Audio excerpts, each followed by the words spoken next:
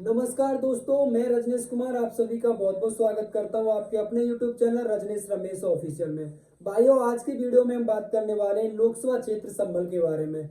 भाइयों, लोकसभा क्षेत्र संभल के बारे में बात की जाए तो ये समाजवादी पार्टी का एक मजबूत किला है। 2014 में मोदी लहर में ये लोकसभा क्षेत्र जरूर समाजवादी पार्टी के हाथ से छटक गया था। वहीं 2009 में यहाँ पर बीएसपी पार्टी की प्रत्याशी रहते हुए डॉक्टर शफीक उर रहमान बर्क ने जीत दर्ज की थी। उससे पहले की बात की जाए तो यहाँ पर बाहुबली डीपी यादव यहाँ से 1996 में सांसद रह चुके हैं। तो वहीं बात की जाए 1998 और 1999 में हुए लोकसभा चुनावों में यहाँ से समाजवादी पार्टी के संस्थापक श्रद्धेय नेताजी मुलायम सिंह यादव जी ने यहाँ से 2 बार जीत दर्ज की। उसके बाद बात की जाए तो 2004 में यहाँ से समाजवादी पार्टी के राष्ट्रीय महासचिव राम गोपाल यादव जी भी यहाँ से सांसद चुने जा चुके हैं। वहीं 2009 और 2014 में बात की जाए तो 2009 में यहाँ से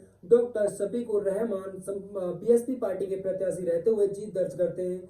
तो वहीं 2014 में मोदी लहर में सतपाल सैनी यहाँ से कमल खिलाने में कामयाब हो जाते हैं। भाइयों, अब हम बात करेंगे कि लोकसभा क्षेत्र संभल का 2024 के लोकसभा चुनाव में क्या रुझान है।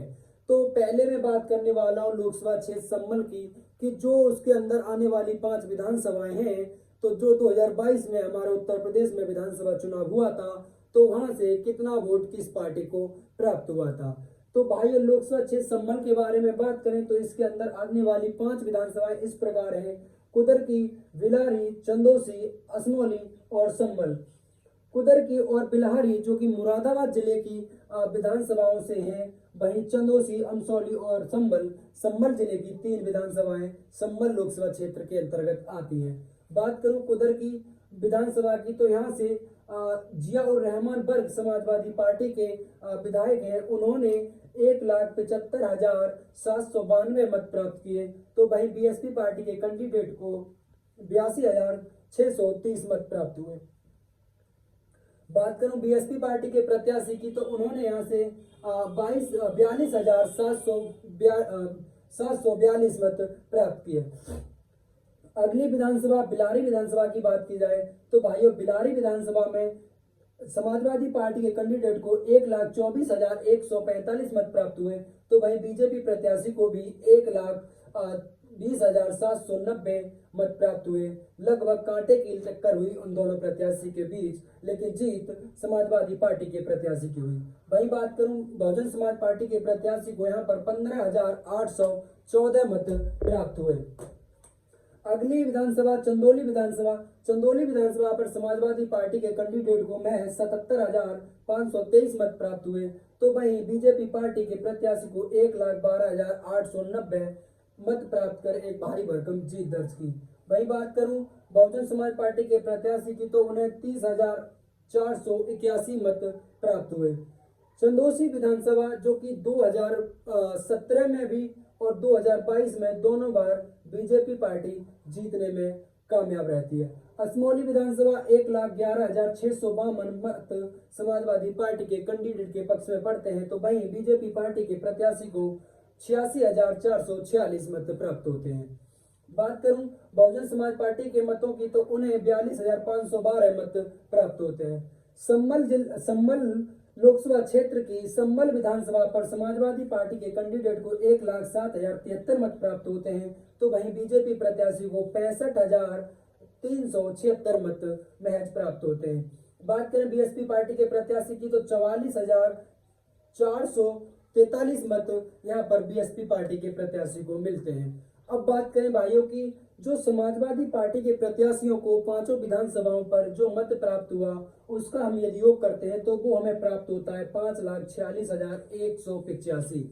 तो वहीं जो भारतीय जनता पार्टी के 5 विधानसभाओं पर प्रत्याशियों को मत प्राप्त हुआ उसको हम जोड़ते हैं तो पाते हैं कि उन्हें 4,68,132 मत प्राप्त हुआ। इसी तरह जब हमने बीएसपी पार्टी के 5 विधानसभाओं पर प्राप्त हुए मत को जोड़ा तो हमने पाया कि 1,75,992 मत बहुजन समाज पार्टी के 5 प्रत्याशियों को प्राप्त हुए।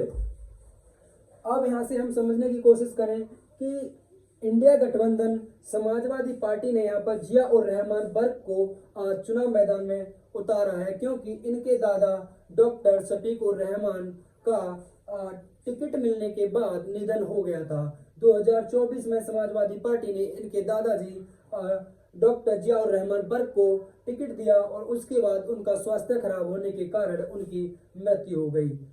तो उनके बाद उनके पोते जिया उर रहमान बर्क, जो कि कुदरती से विधायक हैं मौजूदा, उनको अपना प्रत्याशी के रूप में चुनाव मैदान में रखा हुआ है। वहीं बात करूं एनडीए गठबंधन यानी बीजेपी पार्टी ने यहाँ से परमेश्वर लाल सैनी को 2019 के बाद अब 2024 में एक बार पुनः अपना प्रत्याशी बनाया है। वहीं बात की जाए बीएसपी पार्टी की, तो उन्होंने शौकत अली को यहाँ से अपना प्रत्याशी घोषित किया है।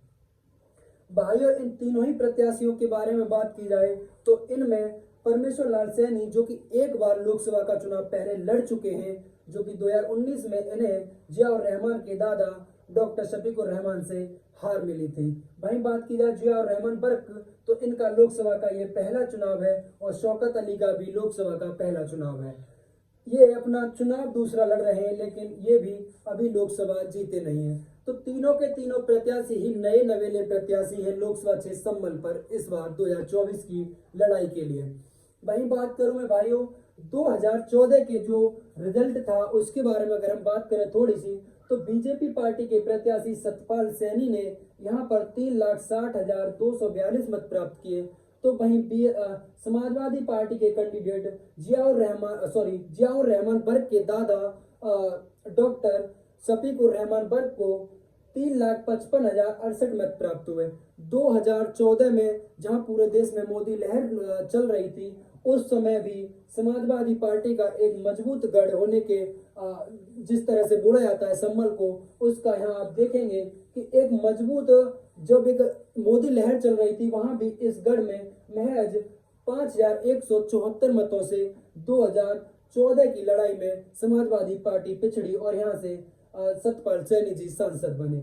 वहीं बात करूं 2019 में, जो कि हम सब लोग जानते हैं कि 2019 में समाजवादी पार्टी और बीएसपी पार्टी का गठबंधन था, उसके तहत यह सीट समाजवादी पार्टी को लड़नी थी और समाजवादी पार्टी ने यहाँ से डॉक्टर शफीक उर रहमान बर्क को अपना प्रत्याशी बनाया और उन्होंने 6,58,006 मत प्राप्त किए। तो वहीं बीजेपी प्रत्याशी परमेश्वर लाल सैनी को महज 4,83,180 मत प्राप्त हुए और एक बड़े अंतर से डॉक्टर शफीक उर रहमान बर्क ने यह सीट जीती। अब हम भाइयों एक चीज समझने की कोशिश करें कि जो 2022 में मत पड़ा था विधानसभा में, उन पांचों की पांचों विधानसभाओं का देखा जाए तो समाजवादी पार्टी के पास इतना मत है, वही बीजेपी पार्टी के पास इतना मत है, जो कि आप यहां से देखेंगे कि लगभग 80,000 के आसपास की संख्या में, 80,000 से प्लस संख्या में ये मत समाजवादी पार्टी के पक्ष में ज्यादा है। लेकिन हम यहाँ देखें तो 2014 में जब समाजवादी पार्टी और बीएसपी पार्टी गठबंधन में थी,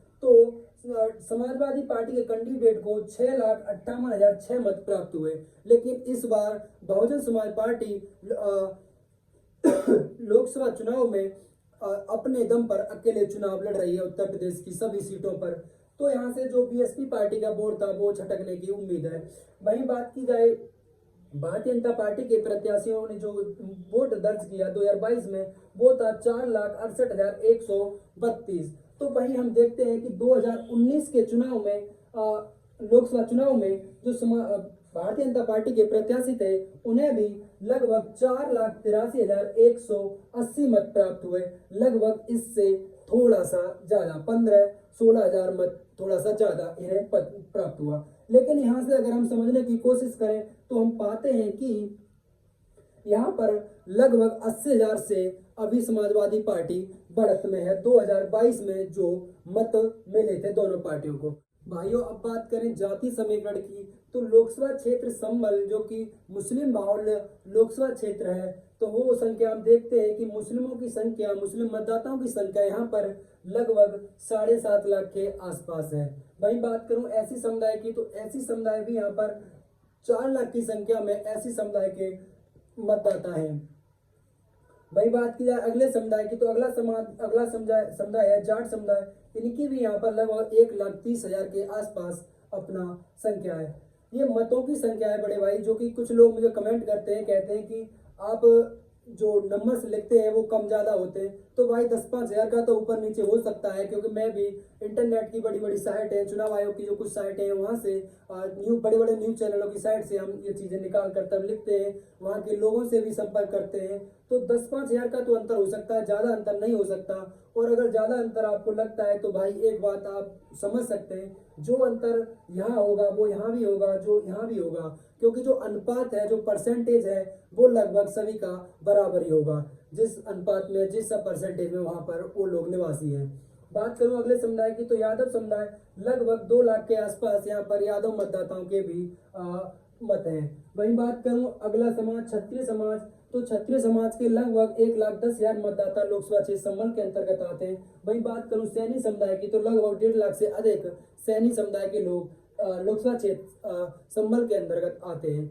वहीं बात करूँ बड़े भाई, यहाँ पर लोधी समाज, ब्राह्मण समाज और वैश्य समाज भी अच्छी संख्या में है। उन तीनों लोगों के, तीन लोधी समाज, ब्राह्मण समाज, वैश्य समाज की अगर तीनों लोगों को, तीनों समुदाय को अगर जोड़ दिया जाए तो लगभग 1.5 लाख के आसपास उनका भी मत हो जाता है।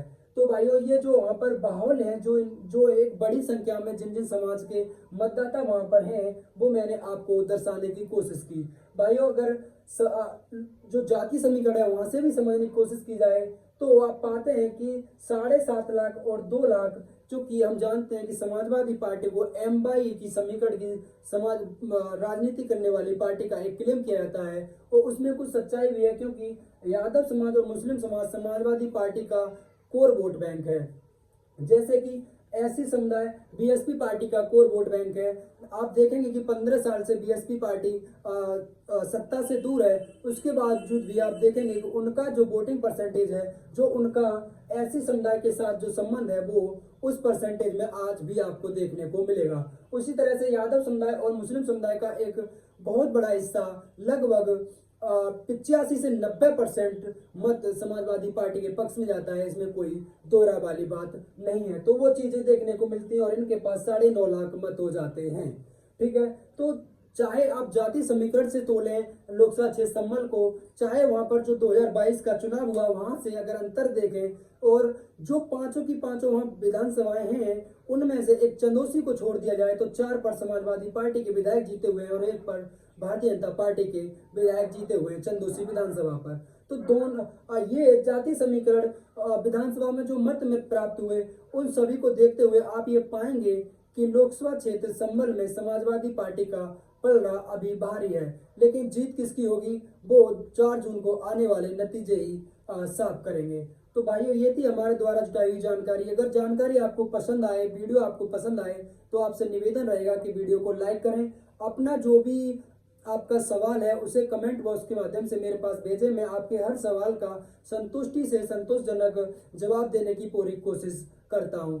भाइयों आपसे एक छोटा सा निवेदन रहेगा आपके भाई का, कि अगर आप चैनल पर नए हैं तो वीडियो को लाइक करें, कमेंट करें, अपने जानने पहचानने वाले भाई बंधुओं में वीडियो को शेयर करें, और आगे हमारे साथ जुड़े रहने के लिए चैनल को सब्सक्राइब करके बेल आइकन ऑल कर लें। तो मिलते हैं अगले वीडियो में, तब तक के लिए जय हिंद, जय भारत।